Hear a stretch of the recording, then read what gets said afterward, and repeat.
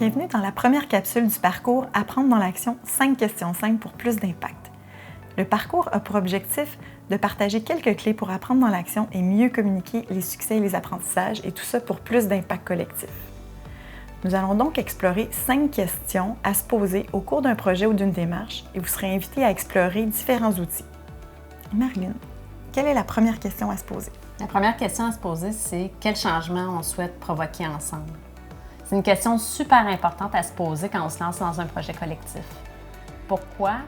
Parce que dans un projet collectif, on souhaite que tout se passe de son projet à c'est notre projet. En identifiant ensemble un changement qui parle à chacun des membres de l'équipe, puis qui rejoint les objectifs et les aspirations de chacun des partenaires, on crée un sentiment d'appartenance. Pas à une organisation ou à une action, mais à une cause, à un futur qu'on veut tous voir se concrétiser. Aussi parce que ça va favoriser un alignement, une cohérence, une synergie dans votre plan d'action collectif. Que ce soit au moment d'identifier les stratégies que vous souhaitez mettre en place, d'ajuster le tir ou de prendre des décisions. Clarifier ce que vous souhaitez transformer ensemble va aussi vous permettre d'avoir plus d'impact dans vos communications, de rallier plus facilement de nouveaux partenaires.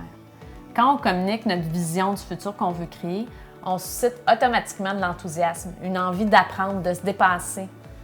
Martin Luther King n'aurait pas eu le même impact et n'aurait pas rallié autant de gens s'il avait simplement dit « j'ai un plan ». Il a plutôt parlé de son rêve, il a dit « I have a dream ».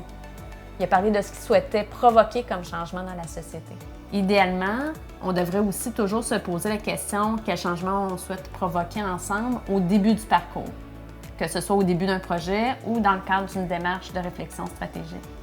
Mais on peut aussi revisiter cette question en cours de route, quand il y a des nouvelles réalités qui viennent changer la donne, comme ça peut être le cas pour plusieurs collectifs en temps de pandémie. Lorsque de nouveaux partenaires se joignent au projet, et si vous n'avez jamais fait l'exercice en équipe, sautez sur l'occasion de prendre un pas de recul et d'identifier si les actions que vous réalisez vous permettent réellement de mener le changement que vous souhaitez.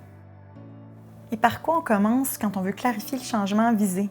On commence par se partager nos représentations du futur qu'on veut voir se concrétiser. En se partageant nos aspirations personnelles et organisationnelles, on est plus en mesure de les transformer en une vision collective qui appartient plus à une organisation ou à un individu, mais au groupe. Au final, on veut que tout le monde ait la même image en tête du futur à créer. Par exemple, l'impact ultime d'un groupe de partenaires peut être de développer le plein potentiel des enfants. C'est l'impact ultime qu'ils souhaitent avoir ensemble. Ensuite, il faut cependant préciser comment vous, en tant qu'équipe, vous souhaitez contribuer à réaliser ce futur rêvé. Entre autres, parce qu'il peut exister plusieurs façons de contribuer au changement et que d'autres groupements ou organisations peuvent aussi mettre en place des solutions complémentaires à celles que vous proposez. Par exemple, 2 regroupements ou organisations peuvent avoir 2 façons différentes et complémentaires de contribuer à développer le plein potentiel des enfants. Une de ces organisations pourrait avoir comme impact visé d'améliorer le bien-être et la qualité de vie de 200 familles de la municipalité d'ici 5 ans.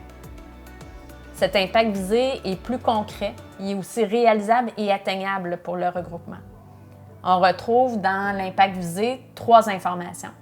La façon dont votre regroupement souhaite contribuer à l'impact ultime, ici améliorer le bien-être et la qualité de vie des familles de la municipalité, auprès de qui ce changement aura lieu, 200 familles, et le temps ciblé pour réaliser le changement, ici on parle de 5 ans. À noter qu'il est possible aussi pour un regroupement d'avoir 1 ou 2 impacts visés à long terme.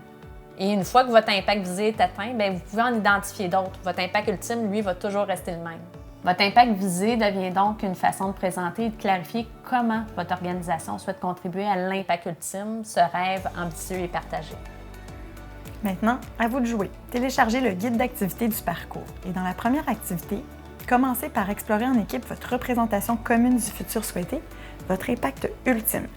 Et dans la seconde activité, on vous invite à préciser votre contribution concrète, soit comment votre organisation ou votre regroupement va contribuer au changement souhaité, votre impact visé.